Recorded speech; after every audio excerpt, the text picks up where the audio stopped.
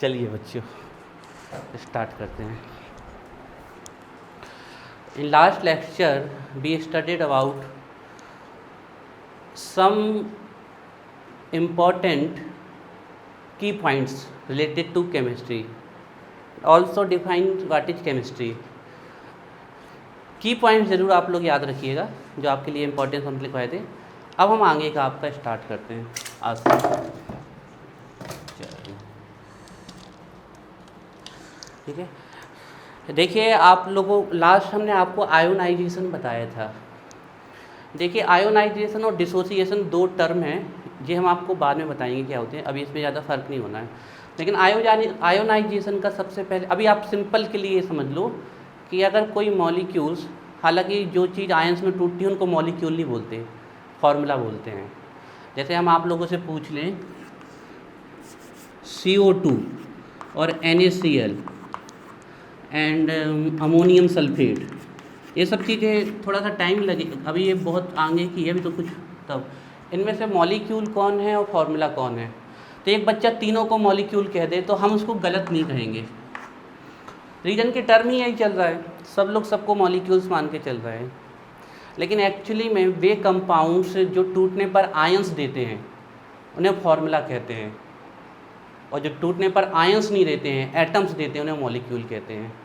जैसे कि आप CO2 को ब्रेक करेंगे तो एक कार्बन प्लस ऑक्सीजन आयंस नहीं देता है, तो ये मॉलिक्यूल है। लेकिन अगर आप NaCl को टूटेंगे या मेल्ट करेंगे या वाटर में डिजॉल्व करेंगे तो ये आयंस देगा, तो ये फार्मूला है। हालांकि आप सभी को मॉलिक्यूल्स भी कह दोगे तो कोई रॉन्ग नहीं है, लेकिन केमिस्ट्री की भाषा में सही में इसको फार्मूला बोलते हैं। जैसे कहते हैं ना NaCl का, अब जैसे कहते कोई CO2 का फार्मूला बताओ, तो वो फार्मूला इस टर्म पे पूछ रहे हैं आपसे कि CO2 जो आपका कार्बन डाइऑक्साइड है उसमें कितने कार्बन कितने ऑक्सीजन है, लेकिन CO2 is a molecule, NaCl is a formula. ये बाद में हम समझाएंगे आपको। आयोनाइजेशन चल रहा था हमारा, उसके आगे स्टार्ट करते हैं। आयोनाइजेशन में देखिए जितनी भी आपको ये चीज़ें बताई हैं बहुत डिटेल में आने वाली हैं। एसिड एंड बेस के बारे में एक आपको ब्रीफ जानकारी हम दे देते हैं यहाँ पर। एसिड एंड बेस, ठीक है। आप एसिड बेस को जब भी पढ़ोगे, जैसे आइडेंटिफिकेशन है तो आपके तो एसिड इज सोर इन टेस्ट, खट्टा होता है, bases are bitter in test, कड़वे होते हैं। जैसे कोई पूछे ऑरेंज, लेमन, मैंगो, इन सब में क्या प्रेजेंट है? Acid present. अब कोई पूछे नीम की पत्ती हो गई, आपकी करेला हो गया, इनमें क्या प्रेजेंट है? ये बहुत डाइल्यूट हैं, बहुत डाइल्यूट नेचर में, बहुत डाइल्यूट हैं, मतलब बहुत कम क्वांटिटी में है, इसलिए ये एसिड हमें हार्म नहीं करते। अब एसिड को अगर हम शुद्ध हिंदी में बोल दें तो एसिड की शुद्ध हिंदी है तेजाब। एसिड आपके तेजाब होते हैं, बहुत हार्मफुल होते हैं, बहुत कोरेसिव होते हैं, स्किन को बर्न कर सकते हैं, बुंड्स प्रोड्यूस कर सकते हैं आपकी स्किन पे अगर पड़ जाएं तो, या फिर पड़ जाएं तो इनको न्यूट्रलाइज करना पड़ता है बहुत जल्दी, immediately with in 10 to 15 second. इनको न्यूट्रलाइज नहीं किया तो जिस पोजीशन पे पड़ेंगे उसको बर्न कर देंगे या फिर बहुत गहरा गड्ढा कर देंगे, पूरी स्किन को जला के रख देंगे। पर आप जो एसिड जो प्रकृति में, जैसे लेमन में, अब आप लोग लेमन को भी देखिए, हल्का सा उसमें एसिड का कंसंट्रेशन ज़्यादा हो जाता है तो लेमन कितना तेज़ होता है, लेमन का एसिड कितना हार्ड होता है। अगर आप किसी मेटल के ऊपर लेमन डाल के घिसाई करोगे तो वो लेमन उस मेटल को भी घुरना लगता है। कापर आपर कभी साफ किया है उससे? तो लेमन में थोड़ा सा हार्ड है। तो जो एसिड आप लोग अपनी प्रकृति में देखते हो वे तो डाइल्यूट हैं, लेकिन बाद जब आप इनको केमिस्ट्री में एसिड देखते हैं, जैसे HCl hydrochloric acid, H2SO4 sulphuric acid, HNO3 nitric acid, बहुत स्ट्रॉन्ग एसिड हैं। इन्हें आप कभी हाथ से टच करने की गलती करिए ही का नहीं। और हम तो कहेंगे कि 11th क्लास में जहाँ एसिड वगैरह हो वहाँ से आप दूर ही खड़े रहें, सर को ही डील करने दें। एसिड एंड बेस बहुत ही ज़्यादा कोरेसिव होते हैं, डेंजरस कह सकते हैं उनको कि डेंजर हैं। आगे जाके आप जब इनसे डील करना सीख जाओ तो अब इनको टच करो। अब एसिड और बेस आपने बोल दिया कि ये सोर इन टेस्ट है, बिटर इन टेस्ट है, ये है आपका, लिखते चलें। ये टेस्ट में सोर होता है, खट्टा होता है, ये टेस्ट में बिटर होता है, ठीक है।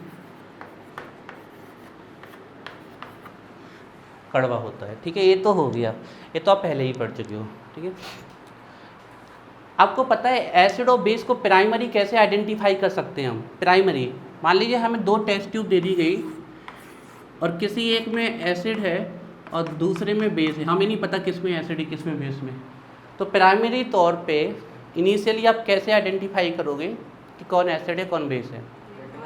तो इसका सबसे सिंपल तरीका है, एक पेपर आता है लिटमस, आपके लेबोरेटरी में 2 ही प्रकार के लिटमस पेपर जनरली मिलेंगे, ब्लू एंड रेड। इसके अलावा और भी कई तरीके के लिटमस पेपर होते हैं।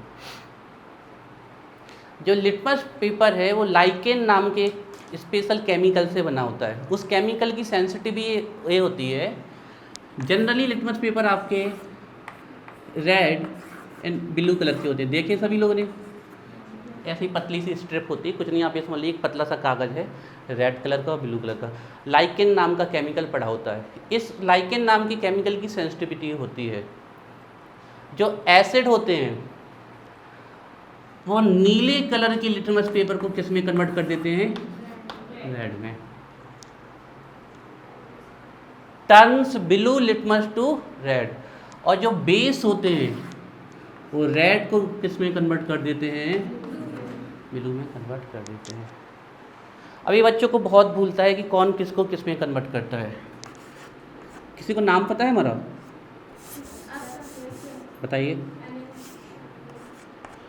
बस, तो देखो ये नाम है, जैसे आप याद रखोगे तो आपको दिक्कत नहीं आएगी। ए से हो गया एसिड, एसिड नीले को क्या करता है?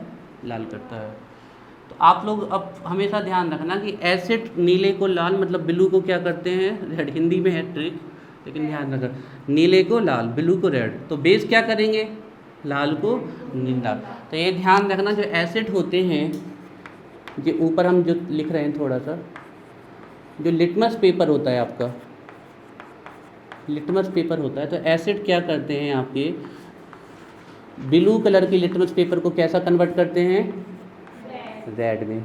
अब क्या कभी ये भूलोगे आप लोग? अभी हम आप लोगों से पूछते, शायद आप लोगों को पता होगा, हम ये नहीं कह रहे, लेकिन हो सकता है कुछ लोगों को अभी भी कन्फ्यूजन रही हो कि ब्लू को रेड करता है कि रेड को ब्लू करता है, कन्फ्यूजन हो जाती है। तो अब नहीं होनी चाहिए आपकी बात, वो कन्फर्म ध्यान रखो कि एसिड ब्लू को क्या करते हैं? रेड करते हैं। तो जो बेस होंगे वो लिटमस, किस लिटमस को क्या करेंगे? रेड को किस में कन्वर्ट करेंगे? ब्लू में। अब ये बात ध्यान, प्राइमरी आइडेंटिफिकेशन है, बड़ा सरल सा प्रैक्टिकल है, आप लैब में खूब अच्छे से कर सकते हैं, बहुत क्लियरली दिखता है। ये सब तो आपको शायद पहले से ही पता था। यही एक ये इंडिकेटर कहलाते हैं, they are the indicator.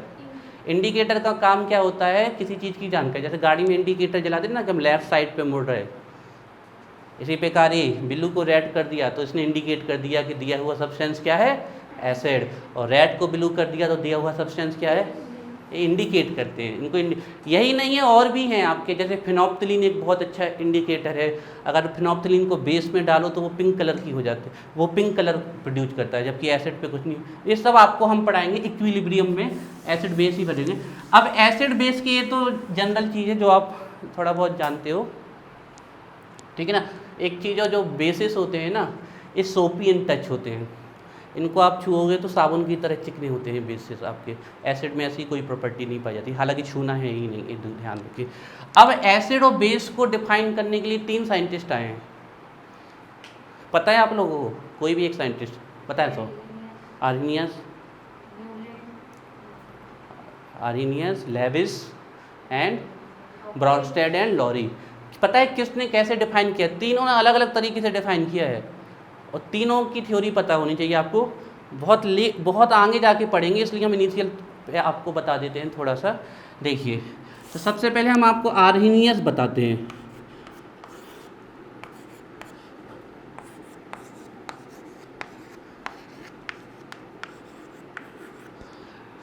Sunday को हम आपको पीरियोडिक टेबल की ट्रिक बताएंगे, और फिर आपको मन लगा के उसे याद करना है, जितना समय लेना है। फिर उस पीरियोडिक टेबल को हम आप लोगों को सुनेंगे, बहुत सरल याद करना, हम आप लोगों को यही याद करा देंगे पूरी पीरियड। तो आर्नियस ने किसको एसिड कहा था? आर्नियस ने कोई भी स्पीसीज जो रिलीज करती है H पॉजिटिव आयन, उसको क्या कहा उनने? आर्नियस है। जैसे कोई पूछ ले HCl क्या है? एसिड। क्योंकि डिजॉल्व करोगे तो क्या देगा? H positive Cl negative. तो कोई भी स्पीसीज, केमिस्ट्री में स्पीसीज का मतलब जनरली हम बता दें तो एटम, आयन, मॉलिक्यूल सब कुछ को स्पीसीज कहा जाता है। अलग अलग तरह, अलग अलग जब बोलते हो तो स्पीसीज बोल दो, नहीं तो फिर आप सीधे कह दो कोई भी मॉलिक्यूल, कोई भी फॉर्मूला अगर H पॉजिटिव दे तो वो क्या है? आर्हीनियस के एसिड है वो। और अगर वो, लिखते चलना है बच्चों धीरे धीरे, है ना, आप अगर कहोगे तो हम रुक जाएंगे। OH आयन को रिलीज करता है तो वो क्या है? बेस। इसके अलावा आप इनके बारे में खूब पढ़ोगे, लेकिन इसके अलावा इनकी डेफिनेशन में कुछ है ही नहीं।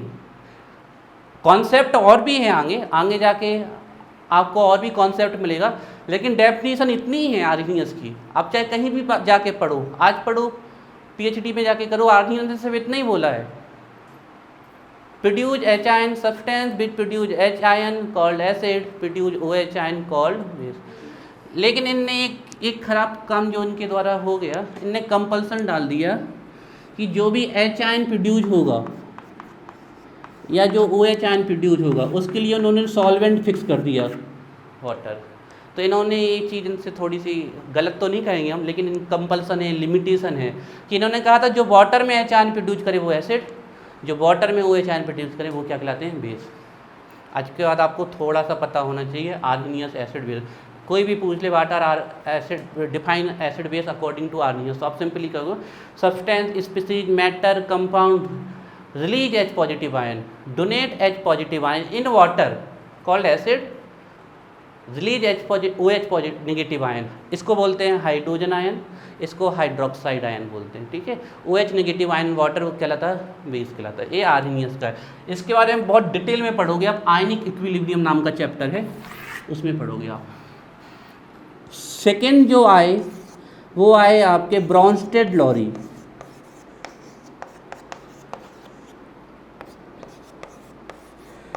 इनकी थ्योरी में बहुत सारी चीज़ें पढ़ने को मिलेंगी आपको।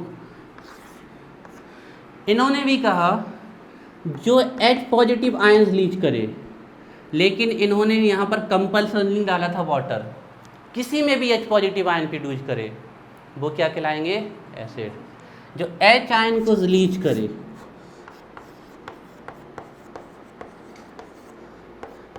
अब आप लोग जानते हो कि H प्रोटॉन को आप कैसे लिखते हो? P+, और यही सिंबल किसका है? तो इन्होंने एक्चुअली में हम बता रहे हैं, इनने H पॉजिटिव नहीं बोला था, इनने बोला था प्रोटॉन। अब प्रोटॉन है ही क्या? H पॉजिटिव ही तो है आपका। तो इन्होंने एक्चुअली में प्रोटॉन बोला था, H पॉजिटिव नहीं बोला था। लेकिन जब लिखते हो तो ऐसे ही लिखते हो, release H positive ion called Bronsted Lowry acid. अब यहाँ पर इन्होंने क्या कहा? इन्होंने जस्ट इसका अपोजिट था, एक्सेप्ट, या हम कह दें गेन H पॉजिटिव, जिसको उन्होंने क्या कह रखा था? प्रोटॉन। हमने पहले ही बता दिया कि H पॉजिटिव और प्रोटॉन दोनों एक ही चीज़ है, हम इसको वेरीफाई कर देंगे। H पॉजिटिव ही प्रोटॉन का सिंबल होता है। एक्चुअली में प्रोटॉन नाम पता है क्यों आया है? हाइड्रोजन का दूसरा नाम किसी को पता है? हाइड्रोजन का दूसरा नाम है प्रोटियम, इसलिए इसी हाइड्रोजन से नाम आया है प्रोटॉन। हाइड्रोजन का दूसरा नाम प्रोटियम है, उसी बेस पे इसको प्रोटॉन नाम दिया गया है। धीरे धीरे बच्चों आएगा समझ में, अभी नहीं आएगा, धीरे धीरे आएगा।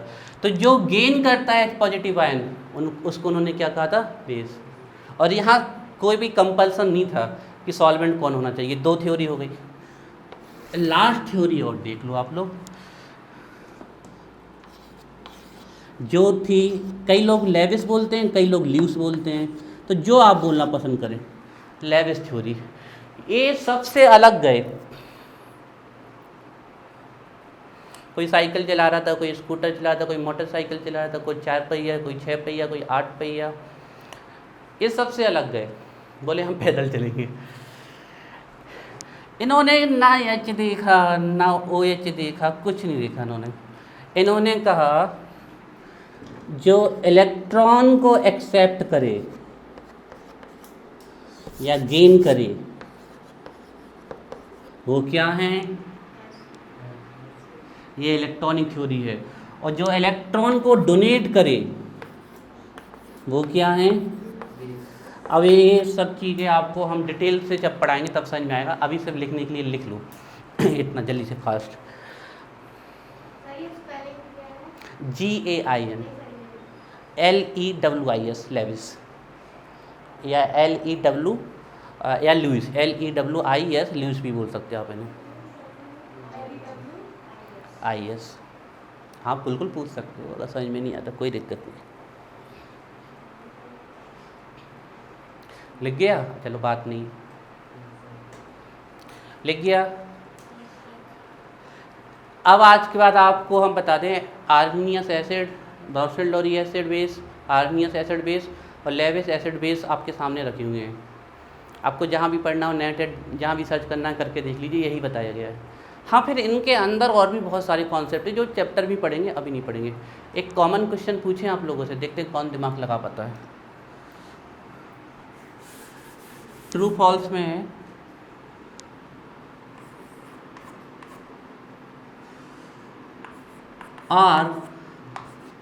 Arrhenius acids also a Bronsted-Lowry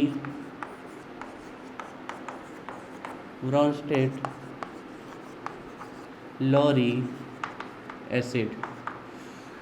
क्या आर्हीनियस एसिड ब्रॉन्स्टेड-लॉरी एसिड है? या फिर उल्टा भी बोल सकते हैं कि ब्रॉन्स्टेड-लॉरी का एसिड आर्हीनियस एसिड है? यस, क्योंकि दोनों ने एसिड के लिए सेम डेफिनेशन दी है। जो आर्हीनियस ने दी है वही किसने दी है? तो ये क्वेश्चन आ जाता है आपके एनसीईआरटी में, ऑब्जेक्ट पड़ा हुआ है। क्या आर्हीनियस एसिड ब्रॉन्स्टेड-लॉरी एसिड है या ब्रॉन्स्टेड-लॉरी एसिड आर्हीनियस एसिड है? यस, क्योंकि दोनों की डेफिनेशन सेम है। हालांकि थोड़ा सा माइनर डिफरेंस ये है, उसको वहाँ पर कैच नहीं किया जाता, कि इन्होंने कहा था जो H आयन किस में थे? वाटर में, जबकि ये किसी में भी थे, सिर्फ इतना सा अलग है। ठीक है, ऐसे पूछ, अब यही पूछ लेते हैं हम आर्हीनियस एसिड, लेविस एसिड, तो आंसर होता नहीं, दोनों बिल्कुल अलग है। ठीक है, चलिए, ये आपके कुछ इंपॉर्टेंट टर्म्स थे जो हमने बताए। अब आगे चलते हैं, रब कर देना, लिख गया सबका?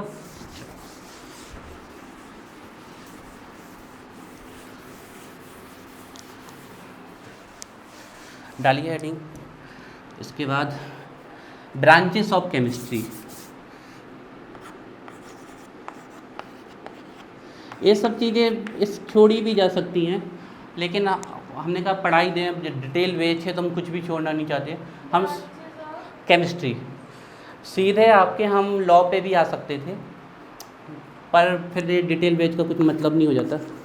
और शायद इसमें से कुछ चीज़ें ऐसी भी थी जो आप लोगों को पहले नहीं पता थी। ये ट्रू, क्या ये बात सही है? जो इसमें से कुछ ऐसी बातें जो पता नहीं थी लेकिन अब पता चल गई है। केमिस्ट्री की कौन सी ब्रांचेस है? बहुत सारी हैं। There are many branches of chemistry. हम नंबर नहीं दे सकते कि हम कितने नंबर दे रहे, बहुत ब्रांचेस हैं। ऑर्गेनिक केमिस्ट्री, जहाँ कार्बन डेरिवेटिव्स की स्टडी की जाती है। इनऑर्गेनिक केमिस्ट्री, साधारण भाषा में बोले तो जहाँ पीरियोडिक टेबल की स्टडी की जाती है। फिजिकल केमिस्ट्री, जहाँ पर एनर्जी का रिलेशन मैटर से पढ़ा जाता है। इसके अलावा भी दुनिया भर की केमिस्ट्री। न्यूक्लियर केमिस्ट्री का आज बहुत ज़्यादा यूज एनर्जी रिसोर्सेज के बेस में हो रहा है। एनर्जी को बनाने के लिए भी न्यूक्लियर रिएक्टर लगाए जा रहे हैं आपके। इसके अलावा एग्रीकल्चरल केमिस्ट्री, जैसे कि फर्टिलाइज़र, इंसेक्टिसाइड, पेस्टिसाइड, ये सब किस में बनाए जा रहे हैं? एग्रीकल्चरल केमिस्ट्री में। मेडिसिनल केमिस्ट्री, जिस मेडिसिनल केमिस्ट्री किस ब्रांच में पढ़ी जाती है? फार्मेसी में। फार्मासिस्ट बनते हैं, बी फार्मेसी सुना होगा आप लोगों ने, बहुत फेमस नाम है। मेडिकल स्टोर वाले जो होते हैं ना, जनरली बी फार्मेसी किए होते हैं, या एम फार्मेसी किए होते हैं। Bachelor of pharmacy, master of pharmacy किए होते हैं। इसके अलावा स्पेस केमिस्ट्री, ऊपर केमिस्ट्री लगा रहे हैं स्पेस में जाके। एनर्जी केमिस्ट्री से एनर्जी लाओ। पेट्रोल क्या है? केमिकल कंपाउंड, और उससे आपके व्हीकल्स चल रहे हैं। और तुम्हें तो ये पता है कि पेट्रोल पंप में जाके पेट्रोल डलाने से गाड़ी चलती है, लेकिन वो पेट्रोल किस प्रकार से एनर्जी प्रोड्यूस कर रहा है, एनर्जी प्रोड्यूस करता है, कंबस्टन होता है, वो वहाँ हीट एनर्जी प्रोड्यूस होती है। वो हीट एनर्जी को केमिकल एनर्जी तक ले जाने, मैकेनिकल एनर्जी तक ले जाने में केमिस्ट्री और फिजिक्स दोनों लग जाती है वहाँ पर। दोनों प्लस जब केमिस्ट्री और फिजिक्स लगती है तब आपकी गाड़ी चलती है, लेकिन आपको तो सिर्फ पेट्रोल डलाना हो, ठीक है। तो बहुत सारी ब्रांचेस है केमिस्ट्री की, लेकिन 3 ब्रांच तो आपको हमेशा ही पता होनी चाहिए केमिस्ट्री की, that is physical, inorganic and organic. ये 3 बहुत सारी होती है। तो ये कोई आपका ऐसा नहीं है यहाँ से क्वेश्चंस आते हैं, लेकिन लिखने के लिए हम लिख रहे हैं। तो मैनी ब्रांचेस हैं, तो हम लिखते हैं यहाँ पर some important branches, some important branches of chemistry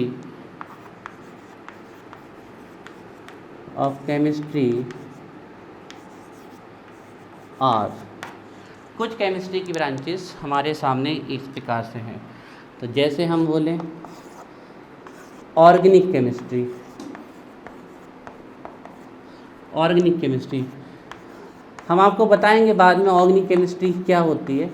चलो एक छोटी सी बात बता देते हैं कि इसका नाम ऑर्गेनिक केमिस्ट्री कैसे आया। ऐसी केमिस्ट्री जिसमें हम उन कंपाउंड्स की स्टडी करते हैं जो ऑर्गेनिज्म से आए हैं।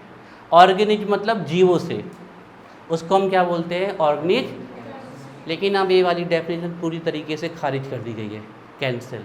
लेकिन नाम इसका यहीं से आया है, the branch of chemistry in which deals study of the compounds, matter, substance which produce, which generate by organism called organic chemistry। लेकिन बाद में होलर नाम के एक साइंटिस्ट आए, उन्होंने एक यूरिया नाम का कंपाउंड बना दिया, और कहाँ पर, लेबोरेटरी में। ये ऑब्जेक्टिव में आया हुआ क्वेश्चन है कि फर्स्ट कौन सा ऑर्गेनिक कंपाउंड था जो लेबोरेटरी में बना दिया गया। लेबोरेटरी में मतलब ये ऑर्गेनिज्म से नहीं मिला है, सिंथेसिस किया गया है।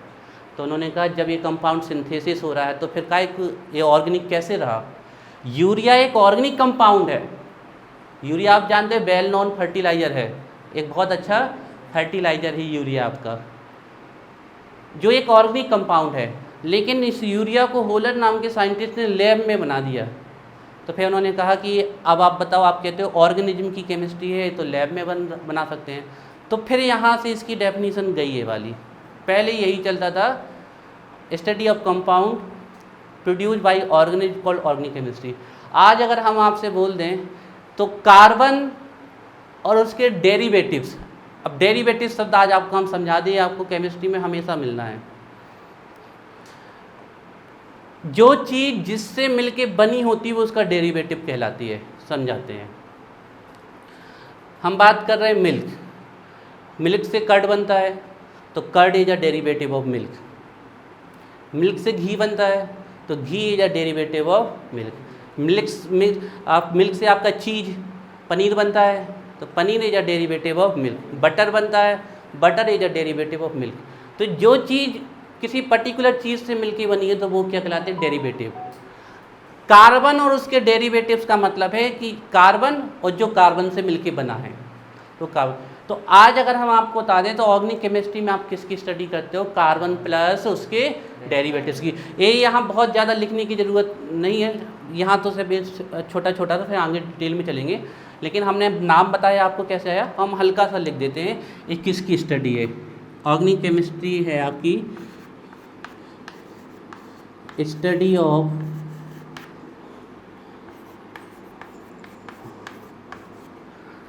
कार्बन, कार्बन तो कॉमा लगा के लिखेंगे, hydrocarbons,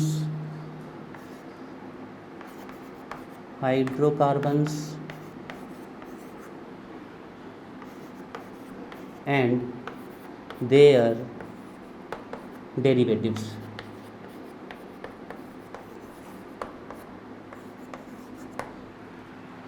and their derivatives. Hydrocarbon आप लोग जानते हो, बहुत फेमस कंपाउंड, जैसे मीथेन। किससे मिलके बनी है? हाइड्रोजन एंड हाइड्रोकार्बन है। जो एलपीजी गैस आती है आपके घर पे, लिक्विड पेट्रोलियम गैस, वो क्या है? हाइड्रोकार्बन है। दो चीज़ों का मिक्सचर होती है वो, प्रोपेन एंड ब्यूटेन, वो भी आपके हाइड्रोकार्बन है। प्रोपेन का फॉर्मूला हुआ आपका C3H8 और ब्यूटेन का हुआ C। ये सब फॉर्मूले आप लोग ऐसे बिल्कुल हाथों पे बनाएंगे, कुछ नहीं है इनमें, ये अभी हमने पढ़ाया नहीं है आपको, ये दिमाग पे सेकंडों में कैलकुलेट करके सबकी। एक कार्बन बढ़ा दो तो हाइड्रोजन बढ़ेगा, तो वो सब एल्केन में आएंगे, एल्कीन में अलग फॉर्मूला आएगा, एल्काइन में अलग फॉर्मूला आएगा, और साइक्लिक कंपाउंड में अलग है। ठीक है, इनिशियल ग्रुप के आपको अच्छा पता है।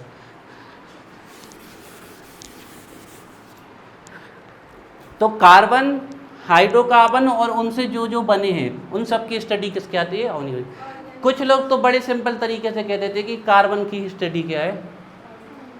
आपको एक खास बात बता दें, नाइट्रोजन केमिस्ट्री क्यों नहीं होती, ऑक्सीजन केमिस्ट्री क्यों नहीं होती, फास्फोरस केमिस्ट्री क्यों नहीं, कार्बन की ही केमिस्ट्री क्यों होती है?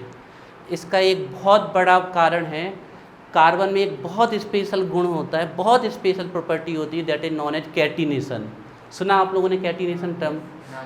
कैटिनेशन का मतलब ये होता है कि अगर कोई एक कंपाउंड, अगर कोई एक एलिमेंट जुड़कर बहुत लंबी लंबी ब्रांचेस बनाने लगे, लंबे लंबे मॉलिक्यूल्स बनाने लगे, तो ये चेन फॉर्मेशन की, अब ये चेन सीधी भी हो सकती है, ब्रांच में भी हो सकती है, साइक्लिक फॉर्म में भी हो सकती है, इस प्रॉपर्टी को बोलते हैं कैटिनेशन। और सबसे ज़्यादा ये प्रॉपर्टी पूरी पीरियोडिक टेबल में कार्बन में पाई जाती है। कार्बन से ज़्यादा कोई, जब तक हमने कार्बन बोला उस समय कार्बन के हज़ारों नए कंपाउंड बन गए हर सेकेंड, इतनी खतरनाक है इसकी स्टडी। कार्बन इतनी तेज़ी से और इसकी खास बात है, अपने कार्बन से भी बॉन्ड बनाता है, ये ऑक्सीजन से भी बॉन्ड बनाता है, ये नाइट्रोजन से भी बॉन्ड बनाता है, ये सल्फर से भी बॉन्ड बनाता है, ये सबसे बॉन्ड बनाते हैं भैया।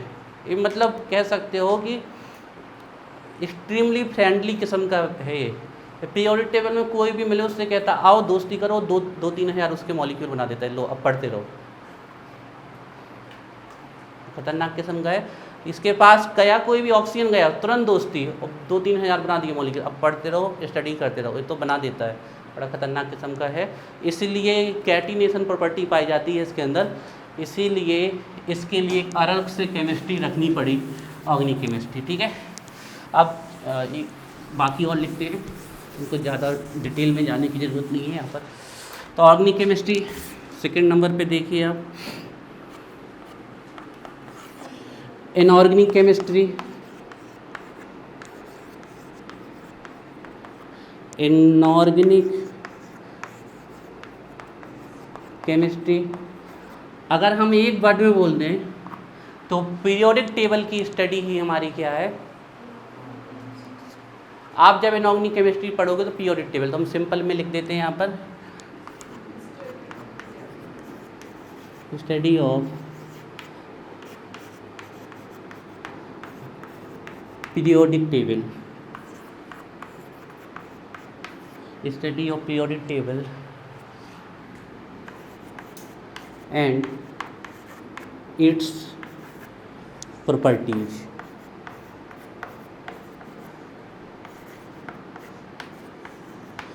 चलो आप बताओ जीनत, एल्केली मेटल्स के नाम बताओ, आप बताओ, रंजल, ऋषि, सोम, एल्केली मेटल्स जानते हो कौन है? नो नहीं जानते। Nancy, alkaline earth metal, alkali metals अलग हैं, एल्केलाइन अर्थ मेटल्स अलग है। हाँ बोलो, हाइड्रोजन नहीं है लेकिन उस ग्रुप में हाइड्रोजन को रखा गया है, एक्सेप्शन है वो बात तो हाइड्रोकार्बन से। और sir sodium, sodium is alkali metal. सुनिए ट्रिक, हेलिना की रब से फरियाद, नहीं सुनी?